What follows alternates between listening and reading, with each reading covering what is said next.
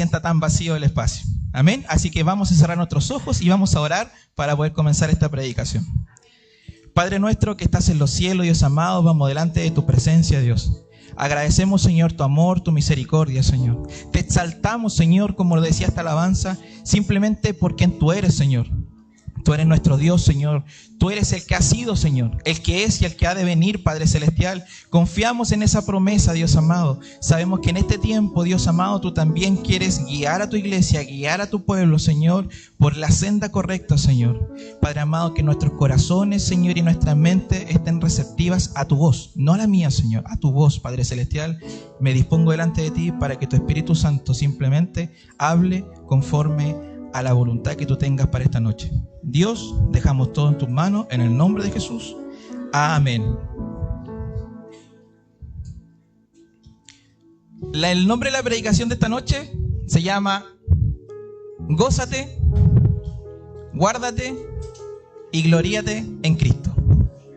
Así que aquellos que puedan tener Biblia, vamos a ir a Filipenses, capítulo 3, Filipenses 3. Y quiero partir de la siguiente forma. Mis queridos hermanos, el mayor enemigo no siempre es el diablo. A veces es una religión vacía. Y usted me puede preguntar, ¿cómo? Y es por eso que quiero hacerle esta pregunta para que ya comencemos todos a meditar. ¿Cuántas veces te has sentido cansado tratando de ser un buen cristiano, pero seco por dentro? ¿Cuántas veces has sentido esa carga de tener que venir a la iglesia, de tener que participar en un ministerio, de tener que cumplir con algo que nos mandaron, de tener que venir a ayudar a algo que yo no quería, pero bueno, porque no puedo decir que no, vengo igual? Pero sin embargo, por dentro, nuestro corazón sigue en una misma condición. Quizás cansado, quizás angustiado, tristes. Y así empiezan a pasar los días, ¿no? Empieza a pasar el tiempo y seguimos en esa rutina. Y caímos en una rutina. Y a lo mejor estamos luchando con esto, tratando de ser un buen cristiano, pero seco por dentro. Vivimos en un mundo religioso que quiere que nuestra fe sea una carga. Muchas veces el diablo intenta hacer eso en nuestras vidas. Que el estar acá para usted sea un peso. A lo mejor muchas veces, disculpe que lo ponga de ejemplo, pero por la cercanía, mis queridos hermanos, a lo mejor muchas veces tienen que venir a entonar alabanzas cuando no querían hacerlo. Pero sin embargo son parte de este ministerio y están acá.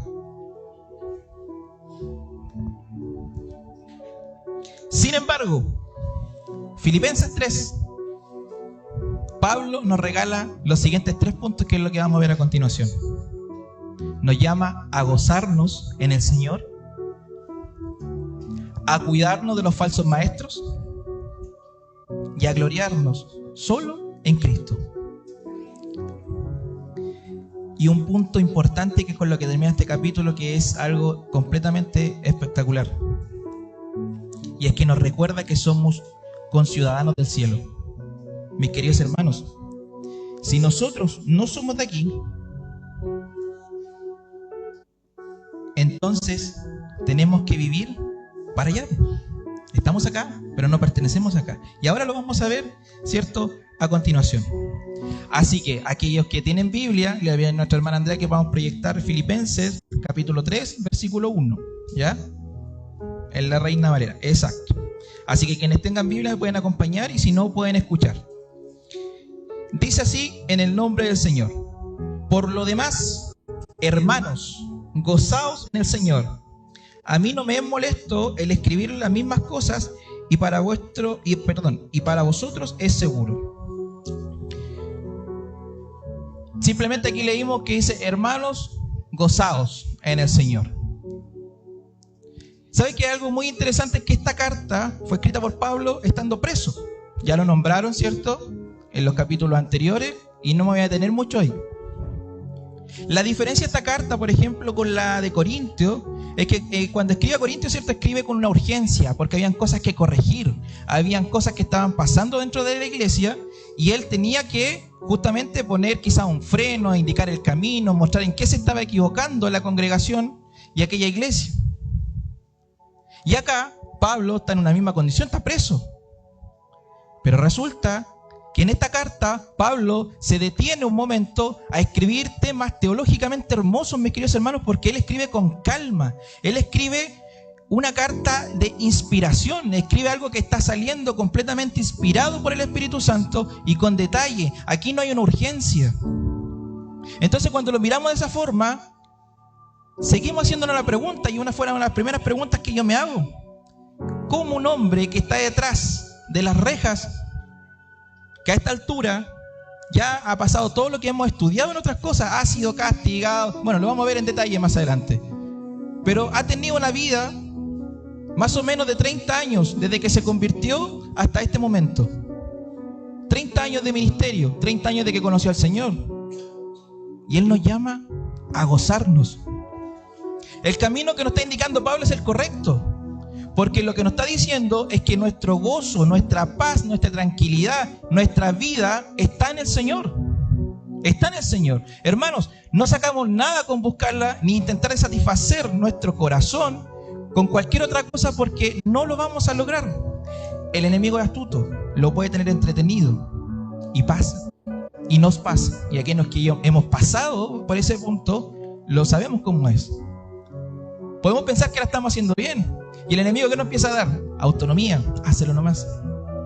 Nos empieza a fomentar: sigue así, porque nadie te puede decir a ti controlar tu vida.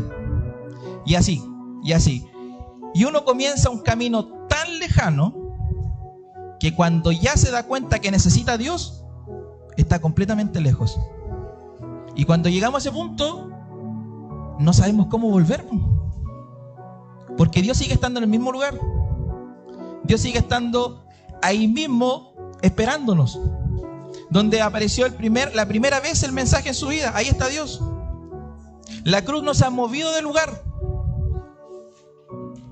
Sigue estando en el mismo lugar exacto. La persona que estuvo en la cruz, con los años no ha cambiado, sigue siendo el mismo. Y la persona que bajaron de esa cruz sigue siendo la misma, porque resucitó al tercer día. Y hoy día está a la diestra del Padre. Y pronto está por volver. Pablo entiende esto y nos dice: iglesia, congregación, gócense en el Señor, búsquenlo a Él, llenen su vida del Señor, de nada más, mis queridos hermanos, de nada más. Y es difícil poder hacer y comprender lo que Pablo nos está diciendo. Humanamente él no tenía ningún motivo, quizás, para gozarse. Las cárceles en aquel entonces no eran como las vemos hoy día. Hoy día las podemos ver repletas de personas que están ahí por algún motivo. No vamos a juzgar a nadie en ese lugar, pero las condiciones eran distintas. A pesar de que hoy día las personas estén ahí, siguen teniendo algunas cosas básicas como alimento. Siguen teniendo cosas, por ejemplo, un lugar donde recostarse. Recordemos que estas cárceles eran alejadas de la luz. No había comodidades, no había nada. O sea, era un lugar completamente indigno, de no ver a nadie, de pasar esa situación. Y aún en medio de eso, indicarle a los hermanos que estén gozosos, porque Él lo está. ¿Qué es lo que hay en el corazón de Pablo entonces que lo hace que él esté gozoso en el Señor? Y aquí hay una clave en este primer versículo. Y mi querido hermano, tu gozo... No, la Andrea. Tu gozo no es un sentimiento, es un testimonio de que Cristo vive en ti. A pesar de las circunstancias, mis queridos hermanos. Fíjense que el gozo no tiene nada que ver con factores externos. Por lo tanto, cuando estamos pasando una aflicción, cuando estamos pasando una enfermedad, cuando estamos pasando una complicación, cuando muchas veces las lágrimas se caen por las situaciones que pasan, nuestro corazón sigue ardiendo por el Señor. Es un testimonio de que Cristo vive en cada uno de ustedes y en mí. Y es a eso a lo que nos llama Pablo.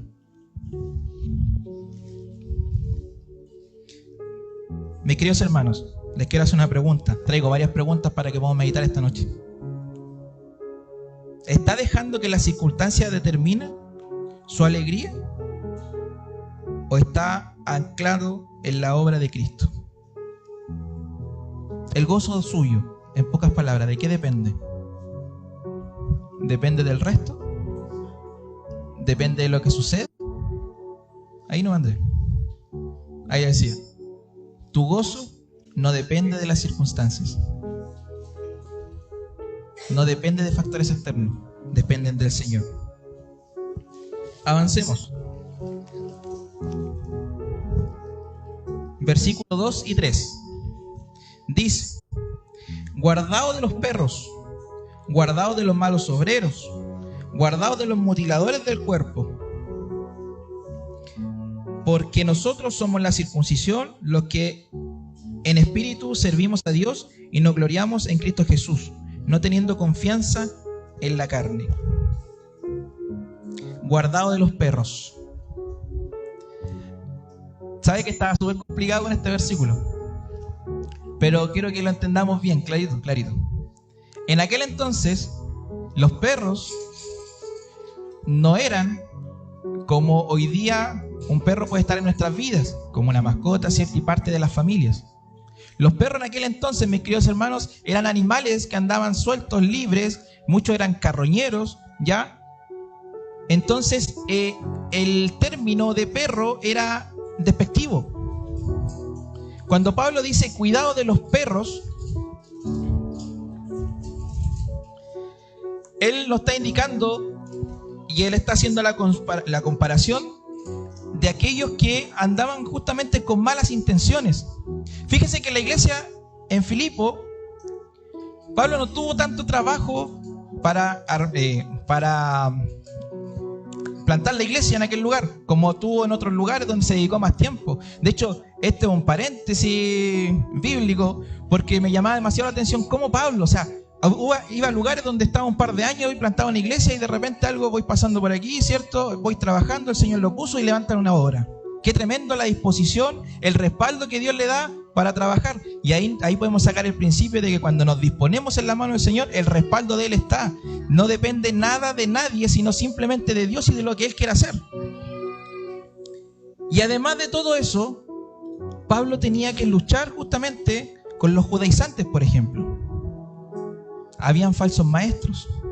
Y aquí nombra 3 tipos de descripciones. Dice: guardado de los perros, guardado de los malos obreros y guardado de los mutiladores del cuerpo. Guardado de los perros eran todos aquellos que querían hacerle daño a la iglesia. Ellas son todos aquellos que quieren justamente entregar un mensaje desvirtuado completamente de parte de Dios, cosas que Él no ha dicho.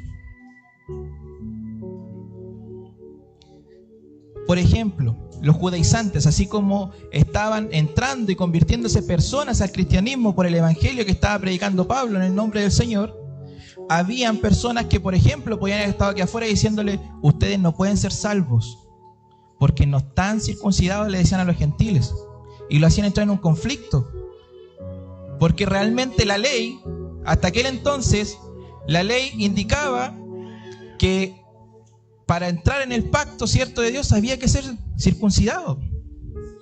Entonces Pablo tenía que luchar con aquellas personas que te estaban distorsionando la enseñanza. También hay malos obreros. ¿A qué se refiere con malos obreros? Se refiere a aquellos que, disfrazándose de un mensaje de parte del Señor, predican herejías para sacarlo de las iglesias y alejarlo, mis queridos hermanos. Nos puede parecer muy lejano, pero ¿cuántos les dicen que, por ejemplo, corrija una actitud? Y en otros lugares va a encontrar: sigue así, si Dios te ama igual, Dios te quiere bendecir, Dios te quiere prosperar. Dios quiere que tú tengas riquezas en esta vida. Mensajes que hemos escuchado.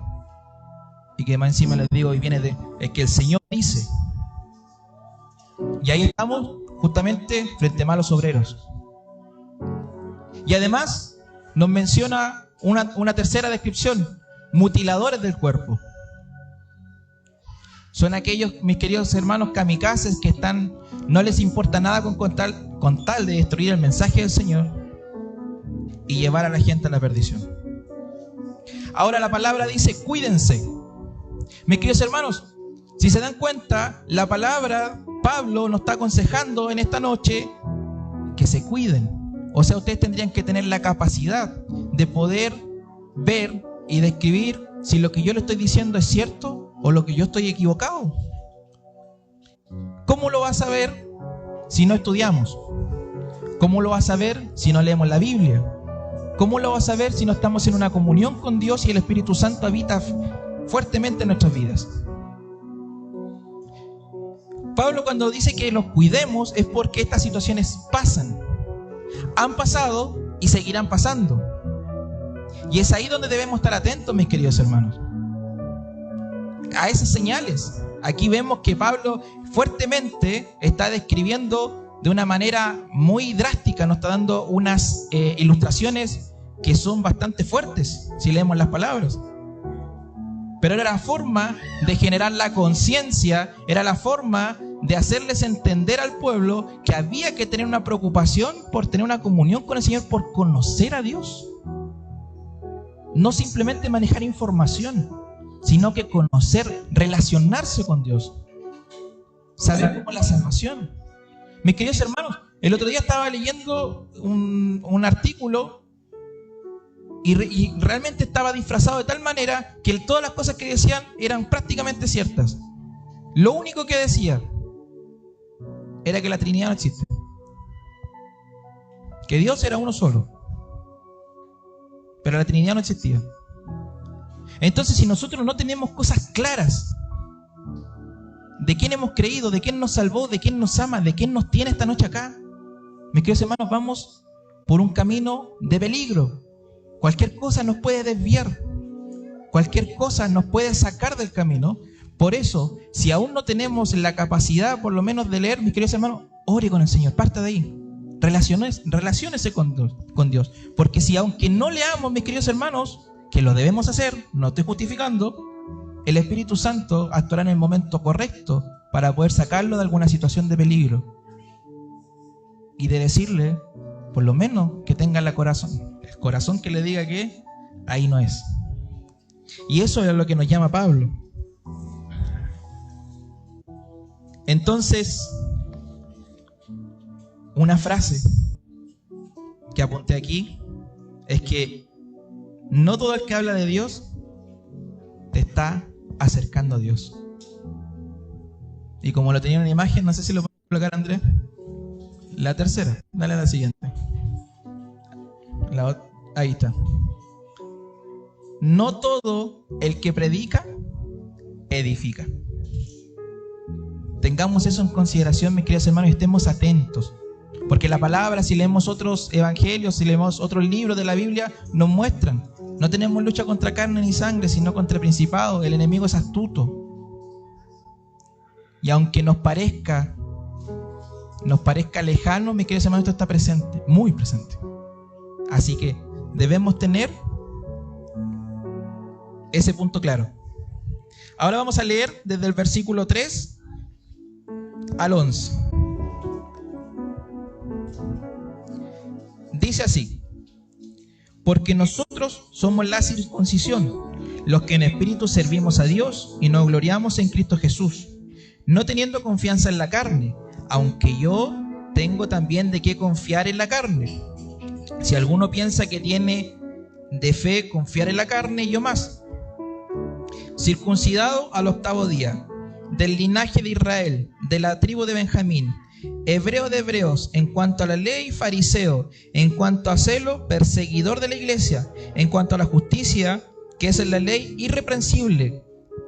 Para cuantas cosas eran para mi ganancia, las he estimado como pérdida por amor de Cristo. Y ciertamente, aún estimo todas las cosas como pérdida por la excelencia del conocimiento de Cristo Jesús, mi Señor, por amor del cual lo he perdido todo y lo tengo por basura para ganar a Cristo y ser hallado en Él, no teniendo mi propia justicia, que es por la ley, sino la que es por la fe de Cristo, la justicia que es de Dios por la fe, a fin de conocerle y el poder de su resurrección y la participación de sus padecimientos, llegando a ser semejante a Él en su muerte, y si en alguna manera llegase a la resurrección de entre los muertos.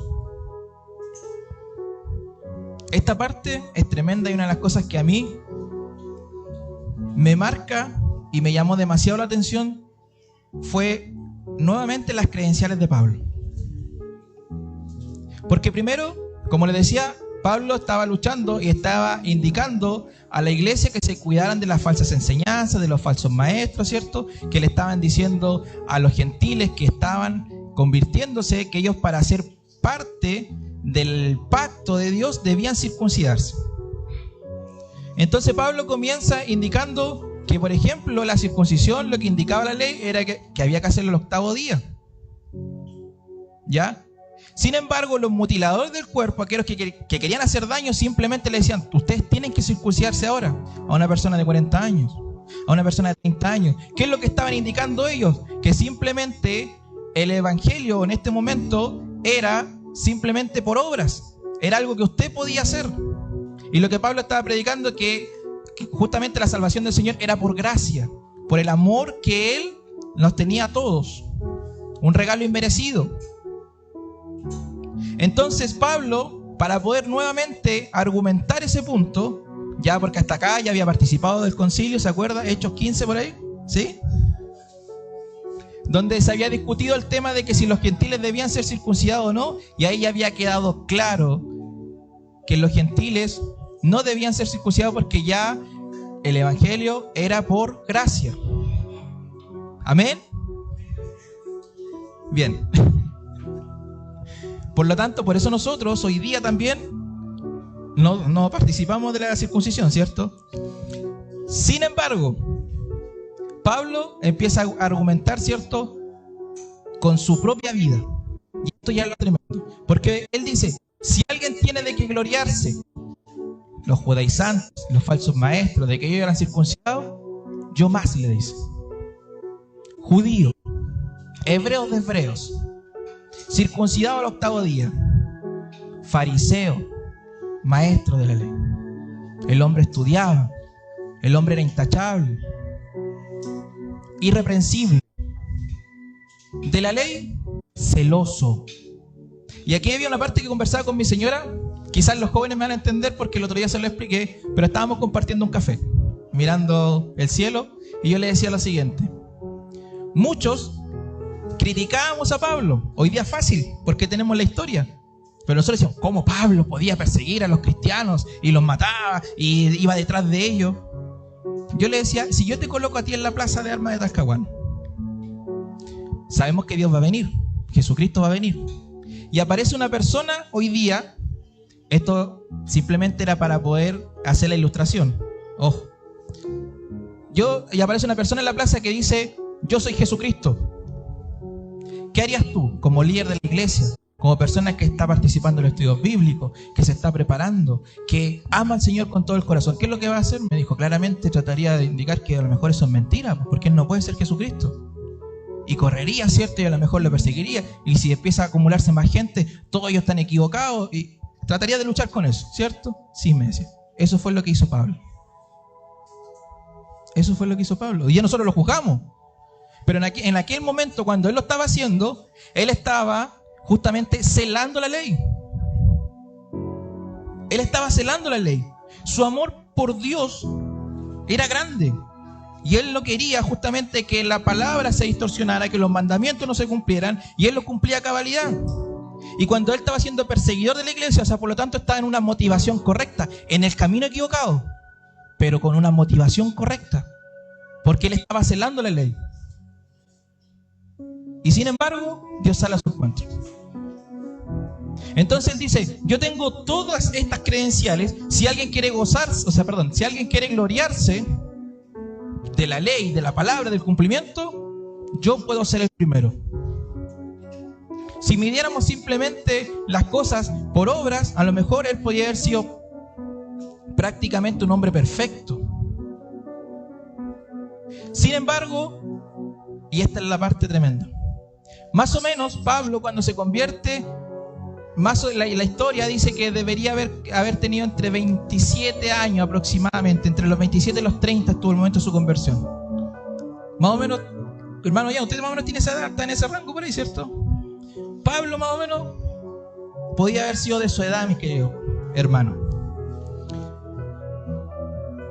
Son 27, 30 años en la cual el hombre había trabajado para sí, en la cual se había preparado para algo, en donde había dedicado horas de estudios, en donde quizás tuvo que aprender otros idiomas, en donde estuvo sometido al cumplimiento de la ley, en donde se preocupaba todos los días quizás de hacer las cosas bien, de ir al templo, ¿cierto? Y leer la Torá y estar ahí.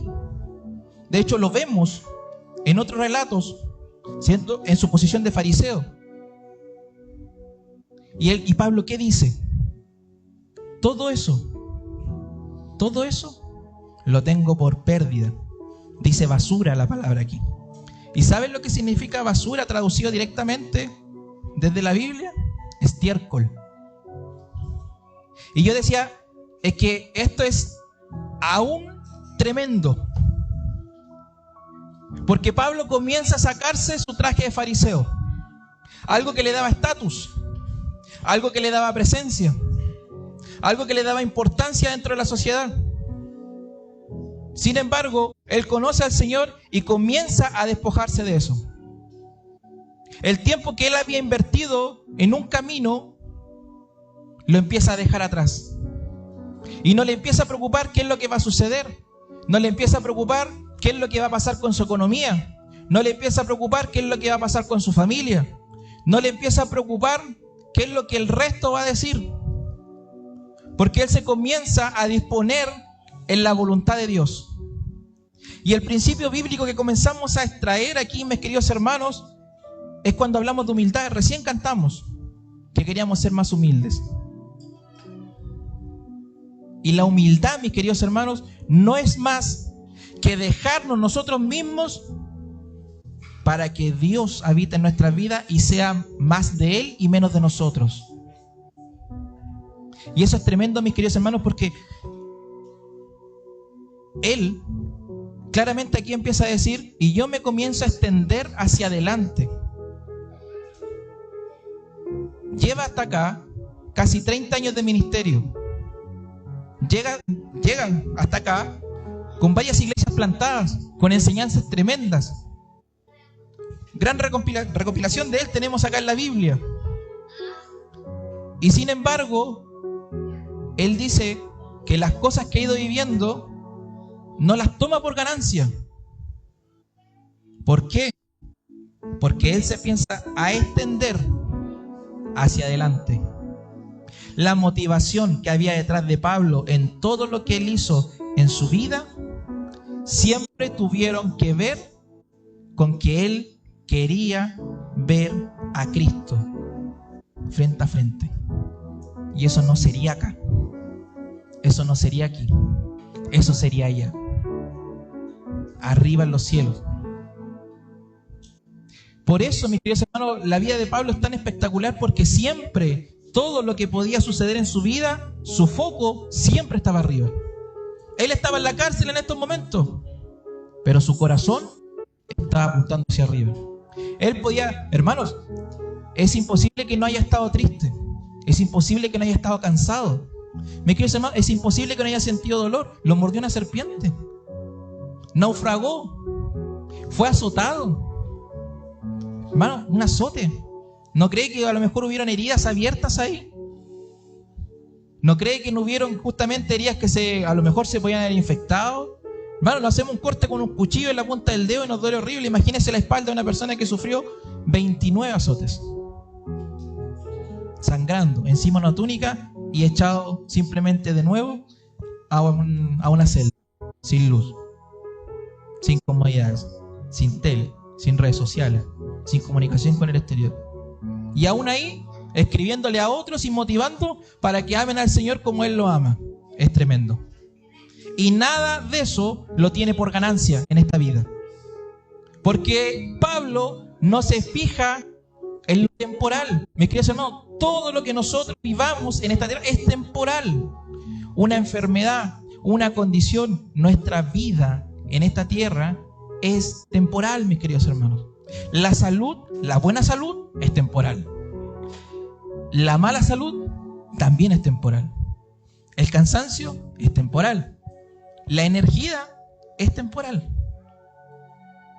Y eso va a durar lo que dure nuestra vida en esta tierra. El mañana no lo sabemos, ninguno de nosotros. Pero lo que dure, mis queridos hermanos, no tiene comparación hacia donde nosotros debemos ir, hacia donde nosotros debemos llegar. Mis queridos hermanos, nuestra identidad no está en la carne. Nuestra identidad nos trae en nuestro cuerpo físico, mis queridos hermanos. Fíjese que esto se trata de que no es lo que nosotros hacemos por Dios, sino es de lo que Dios ya hizo por nosotros. Él ya pagó el precio de sus pecados. Él ha hecho el sacrificio que nadie más puede hacer. Él venció lo que nadie había podido vencer. Y Él está en un lugar abogando por nosotros para que nosotros también podamos ser parte de dicho lugar. ¿Cuántos quieren ir allá?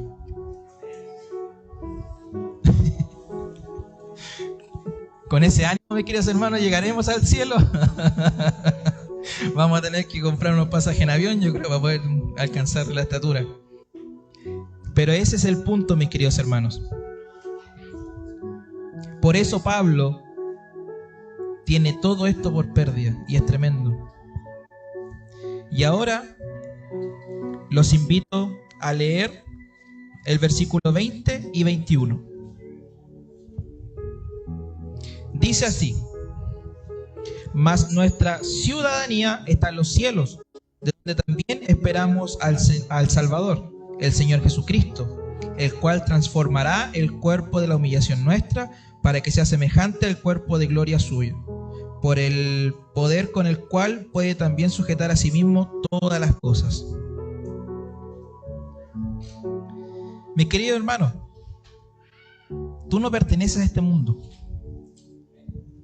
Tu esperanza, tu identidad y tu propósito están en los cielos. Entonces eso nos da pie para poder tener la siguiente afirmación: cuando sabes de dónde eres, sabes cómo vivir.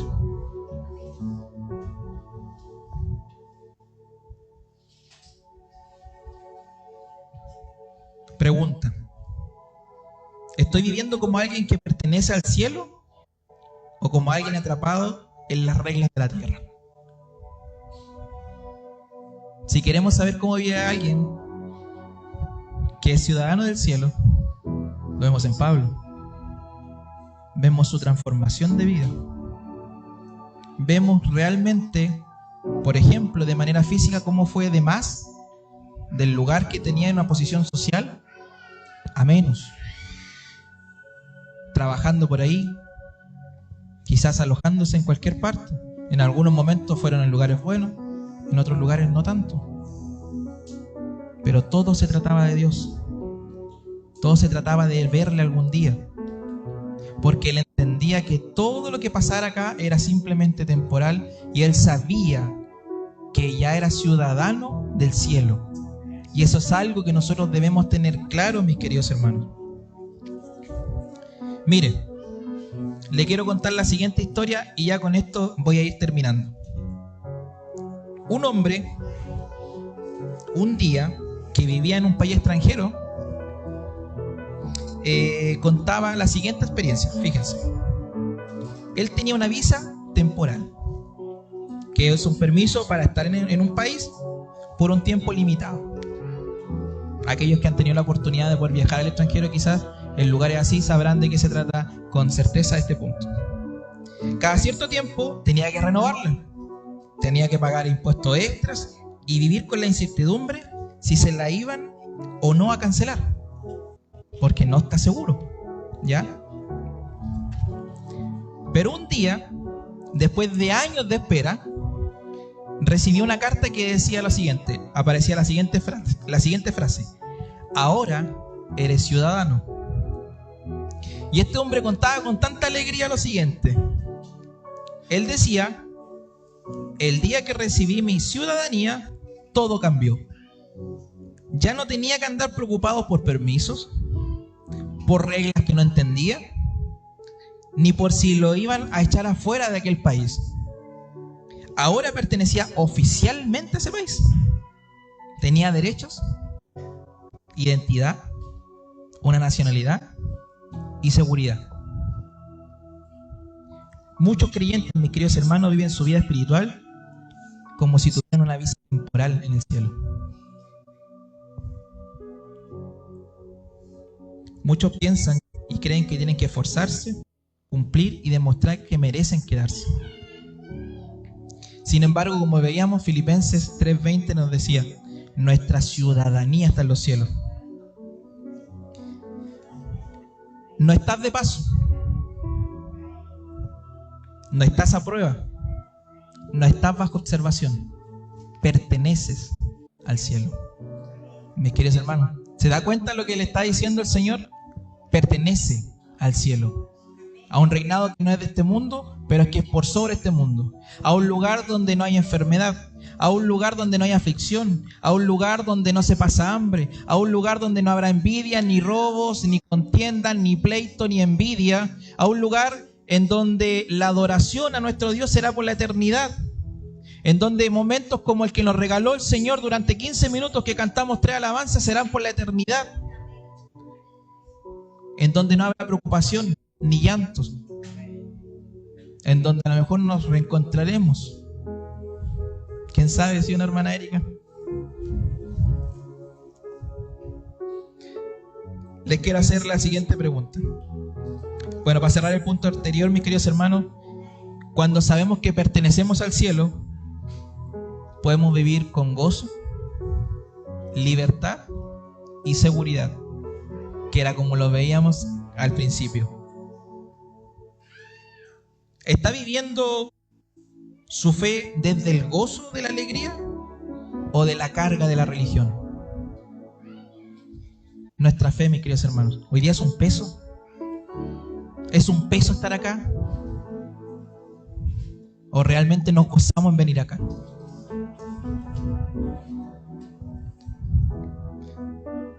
¿Y dónde está puesta nuestra ciudadanía, mis queridos hermanos?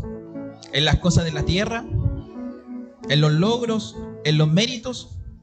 ¿En la fama, por ejemplo?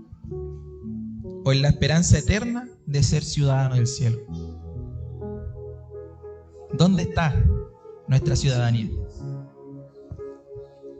Como le compartí a los jóvenes, hermanos, ¿somos embajadores de Dios? ¿Estamos cumpliendo la misión de Dios en esta tierra? Con los jóvenes conversábamos un punto muy similar y analizábamos que nosotros estamos en este mundo, no pertenecemos a este mundo, porque estamos representando a Cristo. Nuestra vida representa a Dios. Con nuestro actuar representamos a Dios. Con nuestras palabras, nuestras actitudes, ¿representamos al Señor?